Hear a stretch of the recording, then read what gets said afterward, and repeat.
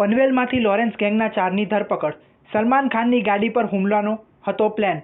પોલીસે સલમાન ખાનની હત્યાનો વધુ એક પ્લાન નિષ્ફળ બનાવી દીધો છે. નવી મુંબઈની પનવેલ પોલીસે આ મામલે 4 લોકોની ધરપકડ કરી છે. પોલીસનો દાવો છે કે આ ચારેય લોકો લોરેન્સ બિશ્નોઈ ગેંગના હતા અને તેઓએ પનવેલમાં સલમાન ખાનની કાર પર હુમલો કરવાનો પ્લાન બનાવ્યો હતો. સૂત્રો પાસેથી મળેલી માહિતી પ્રમાણે હુમલા માટે પાકિસ્તાનના એક હથિયાર સપ્લાયર પાસેથી હથિયારો મંગાવવાની યોજના હતી. નવી મુંબઈ પોલીસે આ મામલે FIR નોંધીને ચારેયની ધરપકડ કરી છે.